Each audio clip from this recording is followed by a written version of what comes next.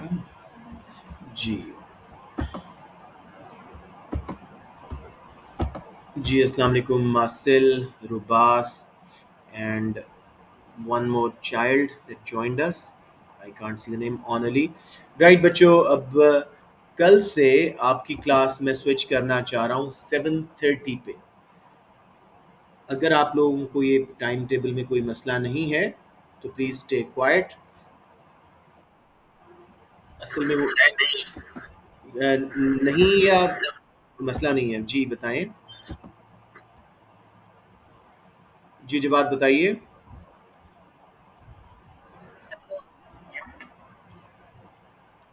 यार जवाब, आपके जिम के पीछे मैं क्लास टाइम चेंज करूंगा। आप मेरी बात समझने की कोशिश करें। अब एग्जाम पास है, अब जिम को आगे पीछे कर लो ना बेटे। 7:30 चले जाओ, 6:30 चले जाओ, दैट्स अप टू यू। वालेकुम सलाम अनस। तो बच्चों कल से 7:30, 7:30 टू 8:20 समझ लें, बिकॉज मुझे मस्जिद का टाइम हो गया 8:30, तो वो ईशा मेरी डिस्टर्ब हो रही है। तो मैं चाह रहा था कि 7:30 टू 8:20 आपकी क्लास कर लूँ और 8:45 टू 9:30 A2 की कर लूँ। अगर आप लोगों को वो टाइम पसंद है तो I can make it 8:45 onward. अब आप लोग मुझे ये बता दें, अगर वो टाइम पसंद है तो खामोश रहिए सब। अगर सबको वो टाइम पसंद है 8:45, that be very similar to the current time ना।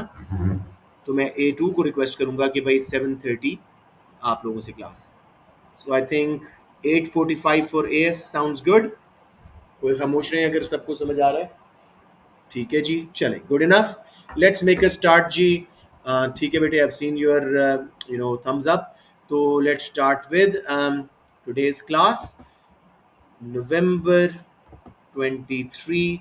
ये हम सेक्शन ए कर चुके थे और अब हम जा रहे हैं सेक्शन बी। भी हम एक आधा क्वेश्चन शायद कर चुके थे। Let me just quickly see. दोनों कर लिए थे। लेट मी सी। हाँ, मैक्सिमम प्राइस वाला, और ये आप लोगों को शायद होमवर्क भी दिया था। चलें, गुड इनफ। अब हम चलते हैं जी सेक्शन सी पे। पहले बच्चों, take a minute and choose a question कि आपको इन दोनों में से बेहतर क्वेश्चन कौन सा लग रहा है।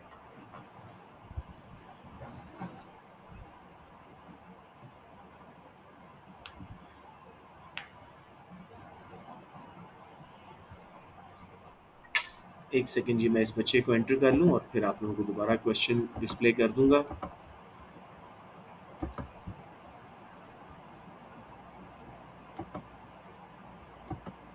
अस्सलाम वालेकुम। I don't know who Malik Hasnain is and Tala Iftikhar. ठीक है, चलें, I hope you guys are. चलिए आप आगे हैं तो I will not say anything, बस डोंट डिस्टर्ब माय क्लास। जी बच्चों, क्वेश्चन 4 और 5। Take a minute, 30 seconds and choose which one you like.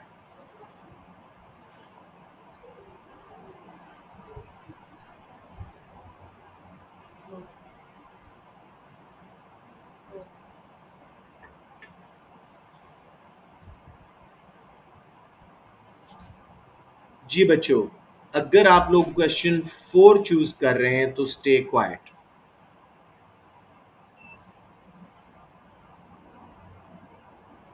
Smart choice, क्योंकि क्वेश्चन 5 का बी पार्ट वैसे मैं आज करवा दूंगा ना। It's easy but anyways. हाँ, दूसरा वाला, पहला वाला बहुत आसान क्वेश्चन है। 4A is to easy. तो पहले हम 4 करते हैं और 5 का आज मैं जरा एब्सोल्यूट कंपैरेटिव एडवांटेज का डिटेल में आपको करवा दूंगा कि भाई इसमें क्या करना होता है। It's not that much of ghost. 5 का ए पार्ट बहुत आसान है। आई पर्सनली थिंक 5 का ए पार्ट बहुत आसान है।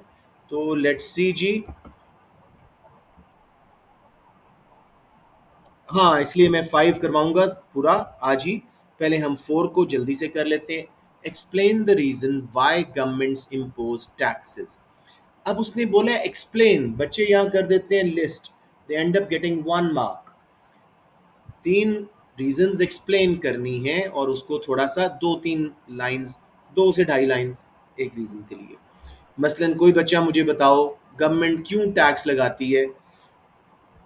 हिंट, फिस्कल पॉलिसी सोच लो. Yeah, to collect revenue for spending and stuff. हाँ, लेकिन इसको एक्सप्लेन कैसे करेंगे? बिल्कुल सब बच्चों ने सही बोला है, लिस्टिंग बिल्कुल सही है. Collect revenue अब for इसको provision of बेहतर करते हैं. public goods. अश्लीना जरा ऊंचा ऊंचा बोलें. शाबाश. To collect revenue for the provision of public goods. To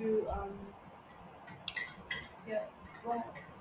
What else they can provide? Oh, they can provide you know, they can subsidize firms to हाँ, encourage to rid market failures. They can interview. perfect. अब बिल्कुल सही है जी.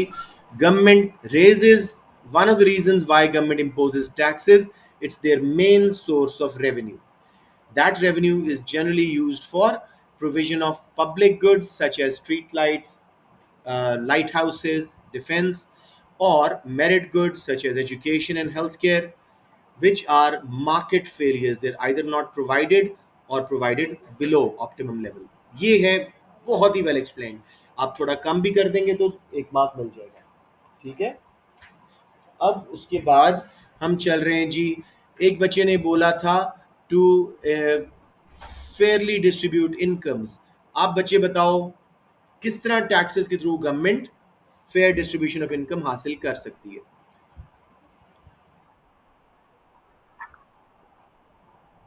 अब यहाँ पे मेरा थोड़ा सा एक आपसे क्वेश्चन है कि नीचे क्वेश्चन यही कह रहा है कि क्या इनकम टैक्स फेयर है कि सेल्स टैक्स. तो you kind of stepping on your own analysis. So do not choose this option for this question. वैसे आपकी ऑप्शन बिल्कुल ठीक थी, लेकिन रीजंस और बताओ. Why else government imposes taxes. Demotivate is not a good word. To discourage the use of demerit goods, which are harmful for consumers, and as a result, consumers overconsume them because of lack of information. That's good enough. Cigarettes वगैरह example. एक और कर दो. Taxes क्यों लगाए जाते हैं? कौन सा इनकम में हासिल करते हैं? क्या क्या है अगर मुल्क में? सॉरी दोबारा बोलें. रेवेन्यू तो हम ऑलरेडी कर चुके हैं बेटे. कुछ और बताइए. यस, मेरिट गुड्स भी हम कर चुके हैं. चले. Control price stability. हाँ, प्राइस स्टेबिलिटी हासिल करने के लिए, इन्फ्लेशन काबू करने के लिए डिमांड पुल हम डायरेक्ट टैक्सेस बढ़ाते हैं ताकि डिस्पोजेबल इनकम कम हो, लोग स्पेंड कम करें. अब समझ आ रहा है बच्चे, सही लेवल पे आना शुरू हो गए और सिर्फ दो आवाजें नहीं आ रही, अब माशाल्लाह ज्यादा आवाजें आ रही हैं. But then again it's an easier topic. लेकिन हर जगह पे आप लोगों का इनपुट मुझे चाहिए. Give me more confidence and give you more confidence. अब बेटे वो कह रहा है तीन रीजन हमने कर ली आराम से, तीन क्वेश्चन बैंक कर लिए, तीन नॉलेज के जो पार्ट है बैंक कर लिया. बहुत आपका दिल करता तो टैक्सेस को डिफाइन कर दो. A financial payment by firms and people to government can be direct और इनडायरेक्ट. अब जी consider whether an increase in income tax is fair than an increase in sales tax. Question. तो एक बच्चा मुझे बताओ, इनकम टैक्स को define करो और बताओ कि ये कैसा है, क्या ये फेयर है.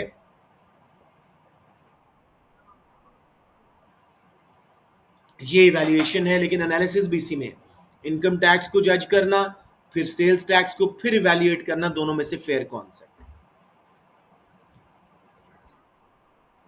जी टेल टेल श्योर.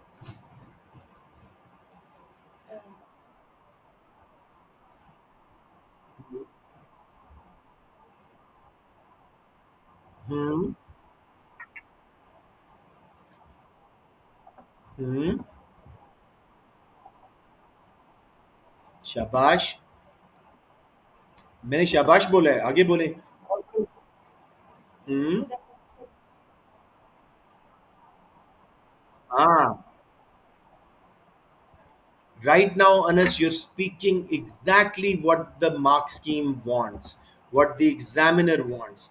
तो बहुत मजा आया आपका आंसर सुन के Anas.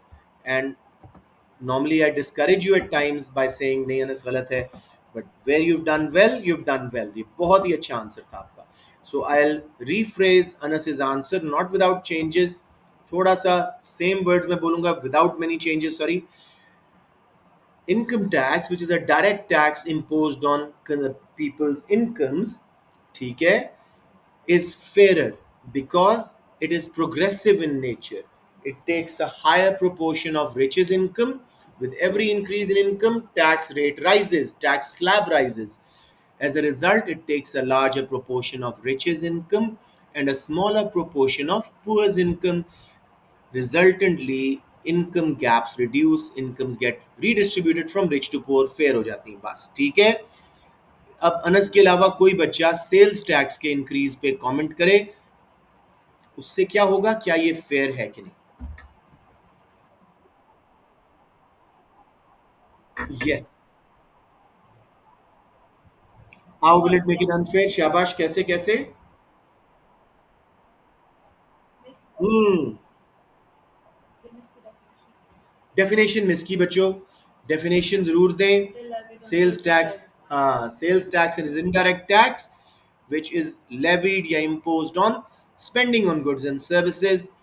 Increase in sales tax, although it's charged at the same rate, but it has a regressive effect. Like Marcel said, it takes a larger proportion of poor's income and smaller proportion of rich's income. Amount spent is the same, but as a like proportion, percentage of income, गरीब पे ज्यादा आ रहा है. Evaluate कर दो जी, कौन सा fair है?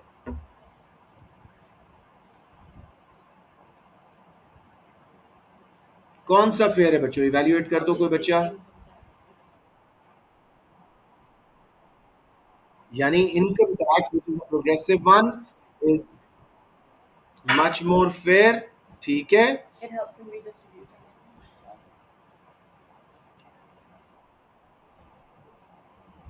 जी बेटे बोलें.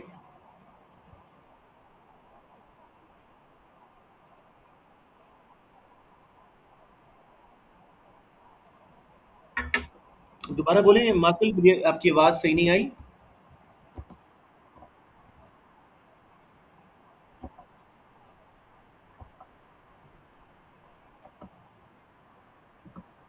हाँ, बिल्कुल सही, बिल्कुल सही है. सो बेसिकली आप, जी जी जी जी जी. No no no no no no no no, इन दोनों में से फेयर कौन सा है? वो तो रेवेन्यू रेज करने के लिए आप बात कर सकते हो ना. यहां वो कहते हैं फेयर कौन सा है. By nature income tax fair है, सेल्स टैक्स अनफेयर है. एक बूढ़े नॉन अर्नर से भी आप सेम अमाउंट ले रहे हो, और एक इलॉन मस्क से भी सेम अमाउंट ले रहे हो, तो वो गलत हो गया ना, सेल्स टैक्स तो अनफेयर हो गया. तो आप बोलिएगा, as discussed above, income tax if progressively designed is a fairer one.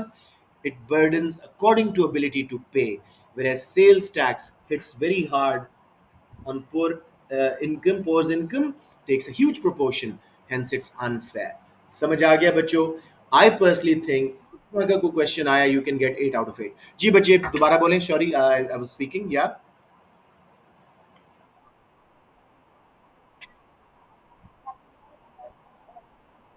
um, but क्या यहाँ पे हमें इतना दूर जाने की जरूरत है? 12 मार्क्स का नहीं है, ये 8 मार्क का है. लेट्स लीव द मार्क्स की, मुझे लगता है जरूरत नहीं है. वैसे आप जिस तरह कह रहे हो उस तरह बात सही है. जी बेटे बोलो. Say it helps the government say to keep income inequality. या. जी जी अनस.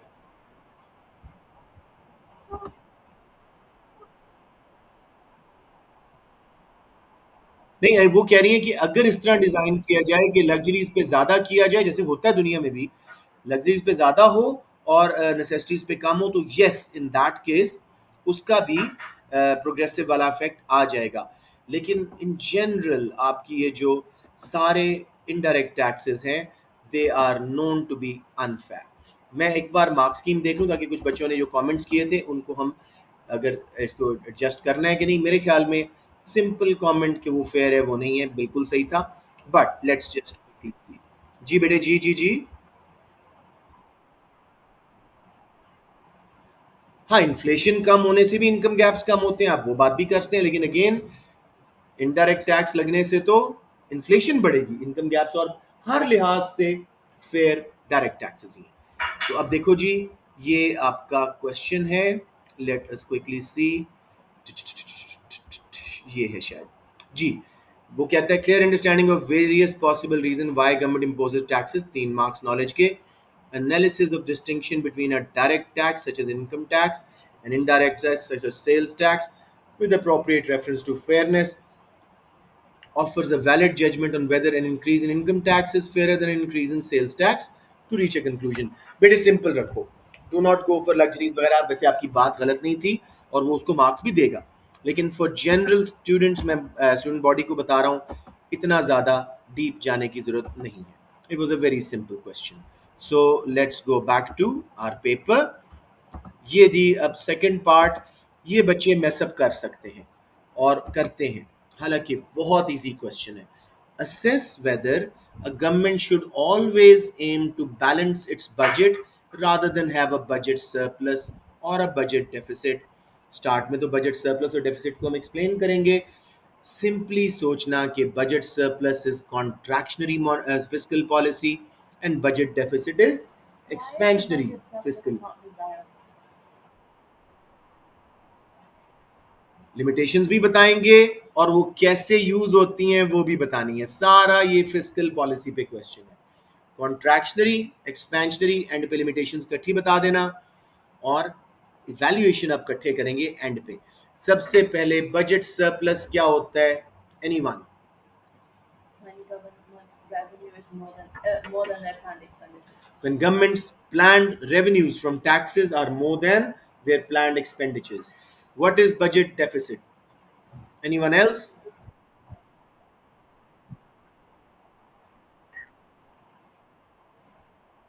लेकिन प्लान का वर्ड बोलिएगा. When governments expected revenue from taxes is less than governments plan spending. अब हमने बोलना है जी, एक सेकंड जी, एक बच्चा और आ रहा है, मैं उनको जरा एंट्री दे दूं. अच्छा, मेरे ख्याल में बच्चे डिस्कनेक्ट हो रहे हैं आज, कोई इंटरनेट की वजह से ज़्यादा होते हैं फिर कम हो रहे हैं. चलें, let's see.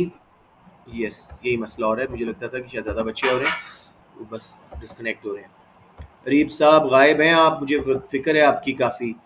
Eight the end of the class stay back alone with me, I want to talk to you. जी, अब हम बेटे बात करते हैं बी पार्ट. बज़ाहिर टफ है, बहुत इजी क्वेश्चन है. पहले deficit budget, surplus budget explain किया, उसके बाद हम बात करेंगे the aim is not always to balance the budget. Different economic circumstances require different policies.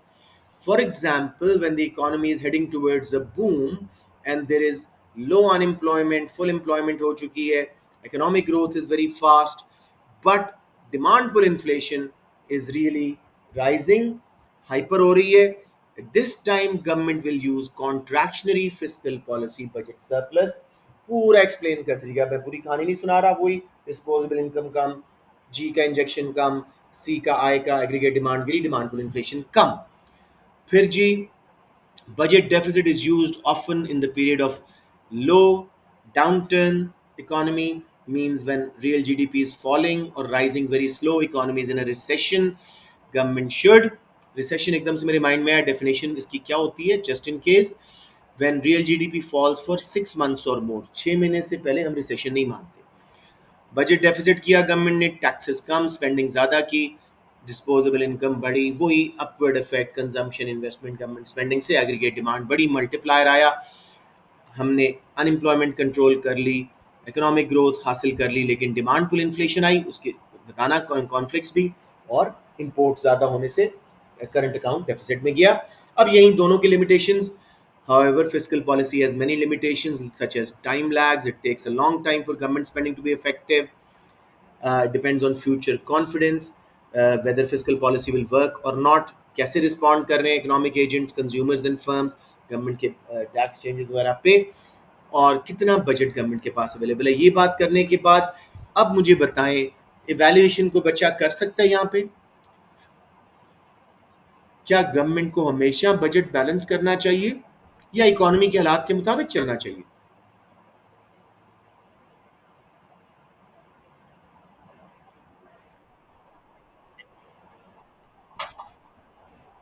जरा ऊंचे बोले दोबारा.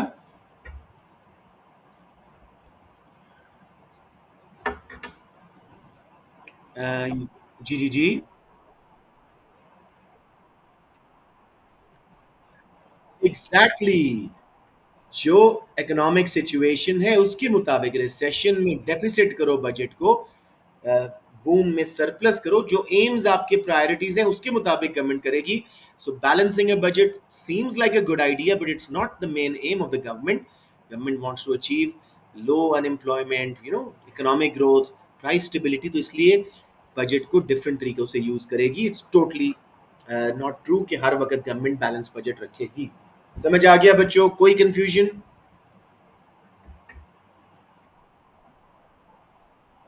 जी बेटे, मैं एक बार आपको पूरा बोल रहा हूं. The statement in the question is untrue. Government should not always aim to balance its budget.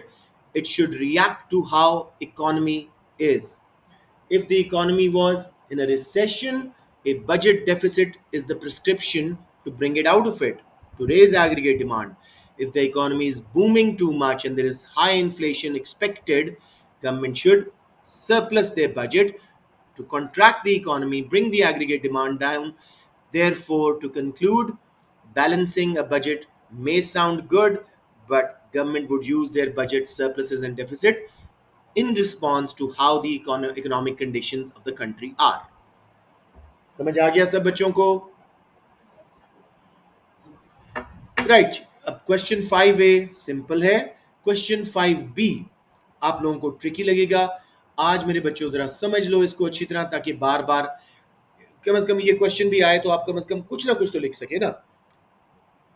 You shouldn't be struggling all the way.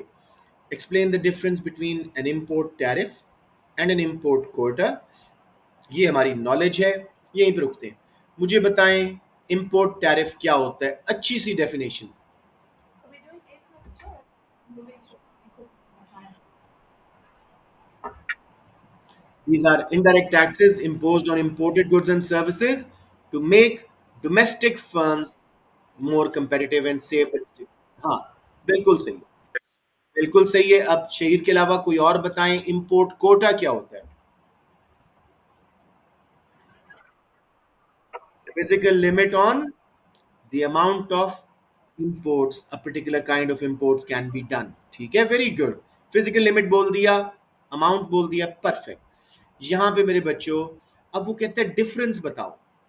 एक टैक्स है, दूसरा फिजिकल लिमिट है. ये डिफरेंस क्लियर करना है आपने अपनी डेफिनेशंस में, वरना आपको मार्क नहीं मिलेगा. तीसरा वाला समझ गया. नॉलेज का तीसरा mark is explain the difference पे था. डेफिनेशन डेफिनेशन डिफरेंस दोनों में क्या है जी? One is a tax, one is a limit. ठीक हो गया. नेक्स्ट जी. ऑल्दो डेफिनेशन में ये बात आ चुकी थी, लेकिन CI wants to hear it. Consider why a government would choose an import tariff rather than an import quota as a tool of protection. अब क्वेश्चन क्या कह रहे हैं? क्यों वो टैरिफ को करें? जी जी मेरा बेटा.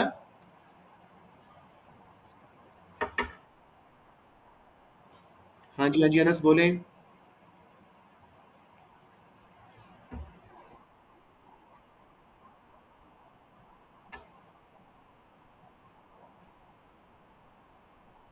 हाँ, बहुत अच्छे. टैरिफ विल जनरेट नहीं, यहाँ पे टैरिफ पे कोटास को ऊपर बेनिफिट क्या है टैरिफ के वो बताने. Tariff will generate revenue for the government, whereas quotas would only restrict imports. There'll be no revenue generated. ठीक हो गया. और जी, टैरिफ क्यों लगाया जाए कोटास की जगह पे? शाबाश, शाबाश. यस.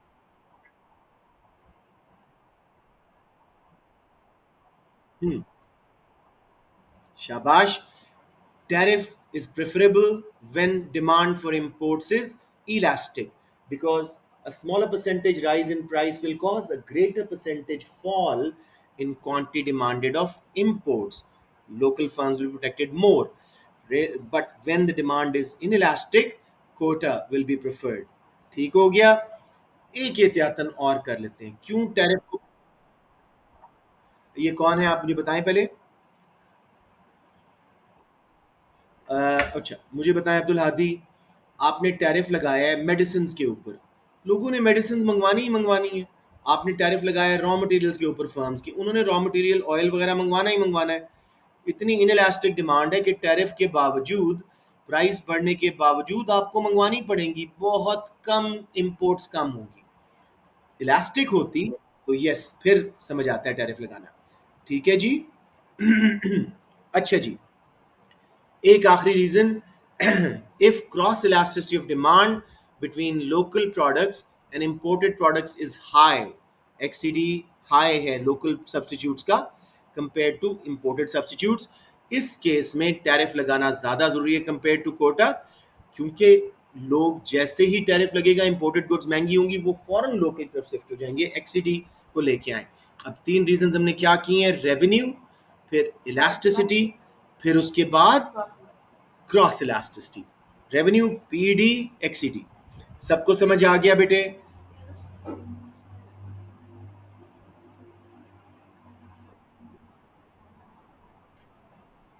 इसलिए मैंने तीसरा करवाया क्योंकि इवैल्यूएशन का कोई अलग बात नहीं थी, एनालिसिस के अंदर ही इवैल्यूएशन शामिल था। गॉट इट बेटे?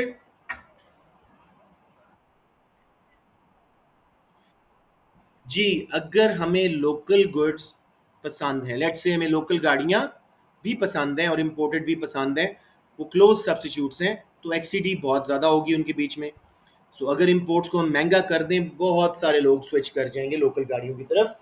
लेकिन जैसे हम पाकिस्तानी सोचते हैं कि बाहर की गाड़ी बहुत अच्छी है, लोकल अच्छी नहीं है, जितना मर्जी टैरिफ गवर्नमेंट लगा रही है, इंपोर्ट्स होती जा रही है। अब समझ आ गई बात? यस जी। एनीवन, एक बच्ची कुछ क्वेश्चन पूछ रही थी।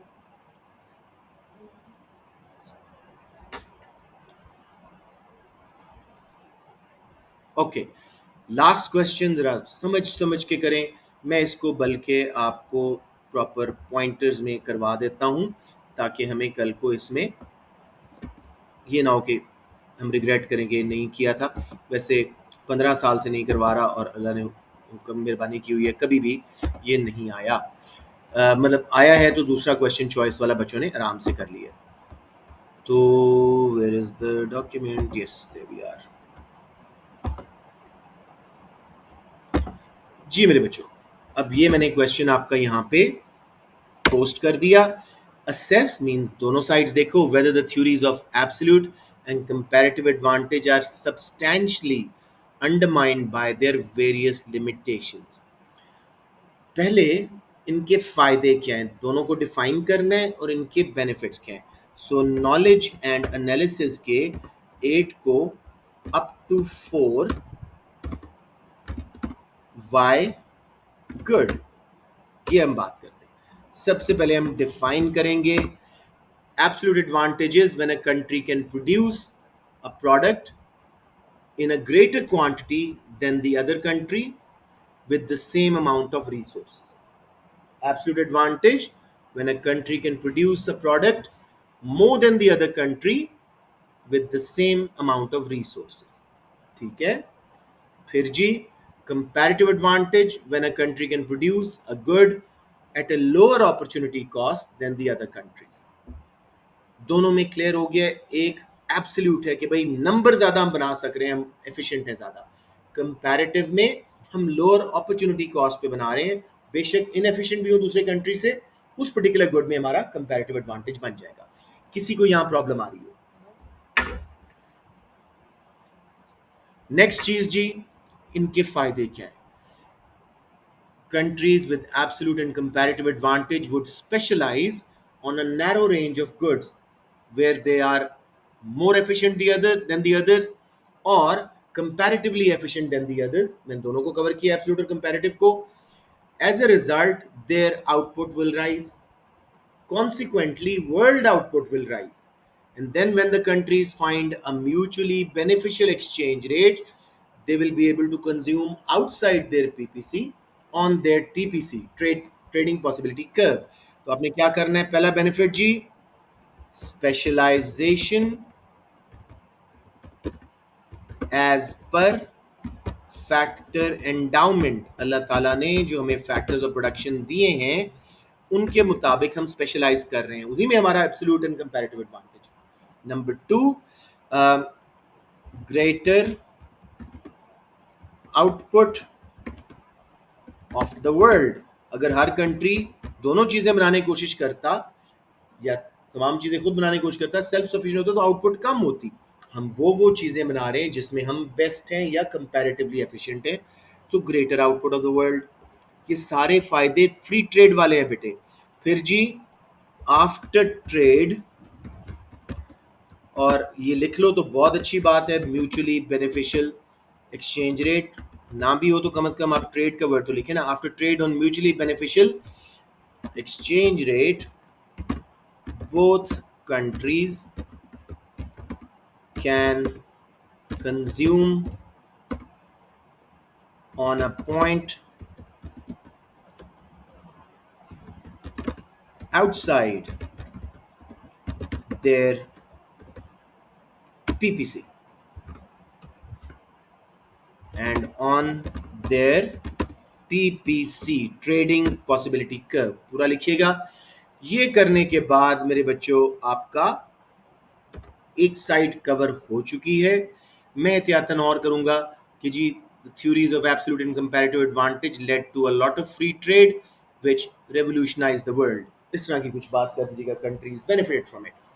अब हाँ जी, हाँ जी, हाँ वो सब कुछ लिख सकते हैं आप। वो ये सिंपल क्वेश्चन है। फ्री ट्रेड के फायदे हैं मेरे बच्चों, consumer choice, technology, raw material जहां से मर्जी फर्म्स मंगवाएं, चीपर रॉ मटेरियल्स, कंज्यूमर्स की sovereignty, welfare,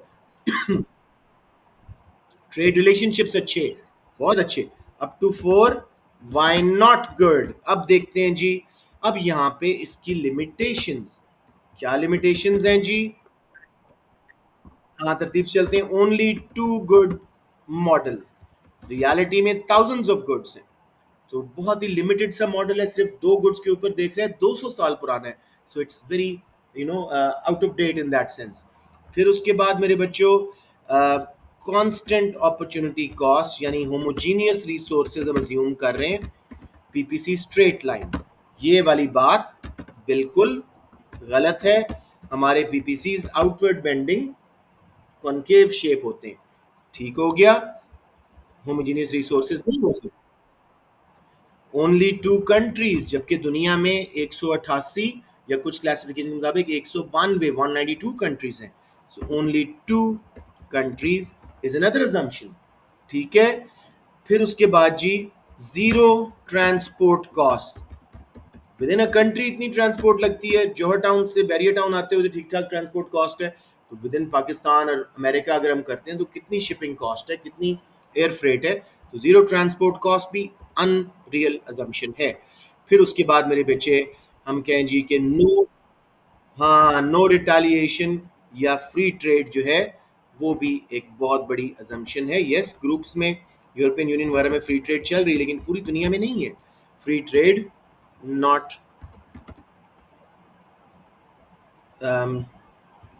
practiced practiced widely।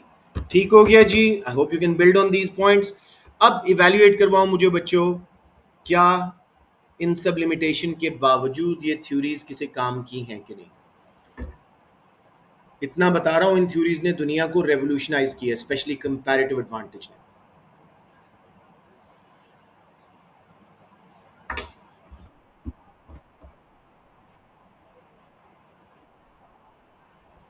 So as discussed above, despite the limitations of theories of comparative and absolute advantage, they have been applied universally with of course finer tunes and modulations, उनको change किया गया है, but they have brought unbelievable advantages। empirical evidence ये बात बता रहा है कि वर्ल्ड का जीडीपी स्लो बढ़ रहा है और वर्ल्ड ट्रेड ज्यादा तेजी से बढ़ रही है। सो ये कहना कि इनकी लिमिटेशंस की वजह से बिल्कुल रद्दी हो जाती है theory, no, they serve a good basic point and then the theory can be further applied with practical application। हाँ उसमें लिमिटेशंस आती हैं, लेकिन रियलिटी में उतनी इफेक्टिव नहीं होती, still it's giving worldwide benefits of specialisation, free trade and consumer choice etcetera. So to conclude, despite its limitations, the theories do form a basis for international trade and specialization and have been working for over 200 years। किसी बच्चे को confusion?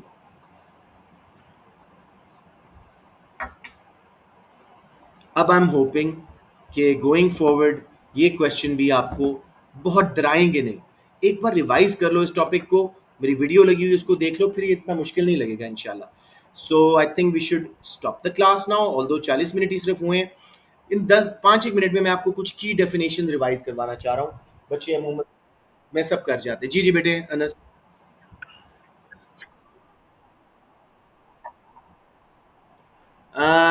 Lecture नहीं लगा हुआ क्योंकि वो बाद में ऐड हुआ था। अगर आप लोगों को जरूरत है तो मैं वीडियो बना के लगा देता हूँ। बल्कि यूं करते हैं ना, after we done with November paper एक दिन वो रिवाइज ही कर लेते हैं, ताकि क्लास सारी की इंपॉर्टेंट यूनिट रिवाइज भी हो जाएगा और उसी बहाने फिर वीडियो भी बन जाएगी। चलें जी, अब मैं आपको कुछ की definitions, I would love to involve you, लेकिन मैं जल्दी क्लास रैप अप करना चाह रहा हूँ। कॉमन डेफिनेशंस करवा रहा हूँ यूनिट 3 की। Elasticities, PED, PES, XED, YED. अब मेरे बच्चों, सबकी डेफिनेशन में एक एक वर्ड चेंज होता है, डेफिनेशन बन जाती है। डेफिनेशन सुन लो। प्राइस इलास्टिसिटी ऑफ डिमांड क्या है? It is a measure of responsiveness of degree of quantity demanded to a change in price of the product. PES, it is a measure of responsiveness of degree of quantity supplied to a change in price of the product. ठीक हो गया? Demanded, supplied, एक word फर्क हुआ है। Income elasticity of demand, YD, it is a measure of responsiveness of quantity demanded to a change in consumer's income. Price की जगह income आ गया। आखिरी चीज जी, cross elasticity of demand, it is a measure of responsiveness of quantity demanded of one good to a change in price of another good, या good A good B कर लो। अब इन सब के फॉर्मूलाज हमेशा बच्चों पहले लिखना भी, क्वांटिटी डिमांडेड है, रिस्पॉन्सिवनेस क्वांटिटी डिमांडेड कर रही है, चेंज प्राइस हो रही है, उस पर रिस्पॉन्ड क्वांटिटी कर रही है, चाहे सप्लाइड है चाहे डिमांडेड है। अब पी डी का formula percentage change in quantity demanded divided by percentage change in price. आप लोग बहुत ज़्यादा वो डेल्टाज वगैरह बनाना शुरू हो गए। Right the full formula. Percentage English में लिखें, चेंज इंग्लिश में लिखें इन क्वांटिटी डिमांडेड, क्यू डी बेशक छोटा लिख दें, over percentage change in price. फिर इसी तरह प्राइस इलास्टिसिटी ऑफ सप्लाई। बेटे नहीं नहीं दे साइन। पता है क्या, मुझे रिसेंटली मैंने एक भी टेस्ट चेक किया बच्चों का, बच्चों ने बहुत ही ज़्यादा किए और वो गलत हो गई formulas and definitions. Don't use abbreviations too much. So PES का परसेंटेज चेंज इन, बेटे नहीं, इस तरह भी चलता है और इस तरह बेहतर है। परसेंटेज चेंज इन, मैं इसलिए कह रहा हूँ कि अभी मैंने जो टेस्ट चेक किया ना, बच्चे न्यूमेरिक फॉर्म में बहुत गड़बड़ कर रहे हैं। सो आप लोग भी बच्चे ही हो, वही गलतियां करोगे, so don't do that. Percentage change in quantity supplied, ध्यान से, over percentage change in price. फिर income elasticity of demand, percentage change in quantity demanded over percentage change in income. आखिरी जी, cross elasticity of demand, percentage change in quantity demanded of good A divided by percentage change in price of good B। सब में common क्या है? नीचे price आ रही है या इनकम आ रही है, ऊपर क्वांटिटी डिमांडेड या सप्लाइड आ रही है। ठीक है। आखिरी बात, किसी भी इलास्टिसिटी में ग्रेटर देन वन वैल्यू है तो इसका मतलब है इलास्टिक, लेस देन वन है इसका मतलब है इनइलास्टिक।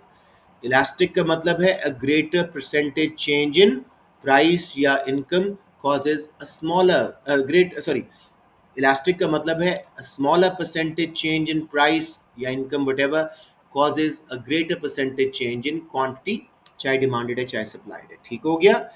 और इन इलास्टिक का मतलब है लेस देन वन का, अ greater percentage change in price is causing a smaller percentage change in quantity. Right, या इनकम में ग्रेटर परसेंटेज चेंज, थोड़ा चेंज क्वांटिटी डिमांडेड है, जो भी डेफिनेशन है के मुताबिक। उसके बाद बेटे, equal to one is unitary, means जितने परसेंट प्राइस चेंज हुई है उतने परसेंट ही क्वांटिटी डिमांडेड क्वांटिटी सप्लाइड, जितने परसेंट इनकम चेंज हुई उतनी क्वांटिटी डिमांडेड, ये चीज। और जीरो का मतलब होता है परफेक्टली इनइलास्टिक, प्राइस में इनकम में जितना मर्जी चेंज, क्वांटिटी डिमांडेड में जरा चेंज नहीं है, क्वांटिटी सप्लाइड में जरा चेंज नहीं है। और आखिरी चीज, infinity, small minute change in price causes unlimited change in supply या demand या quantity demanded of another good। ये concepts हैं, ये सब में कॉमन है। तो डेफिनेशंस को भी, फॉर्मूलाज को भी अलाइन करो और नंबर्स को भी अलाइन करो। माइनस और प्लस। पीडी हमेशा माइनस क्योंकि नेगेटिव रिलेशनशिप है प्राइस एंड क्वांटिटी डिमांडेड का। पीईएस हमेशा पॉजिटिव क्योंकि पॉजिटिव रिलेशनशिप है प्राइस एंड क्वांटिटी सप्लाइड का।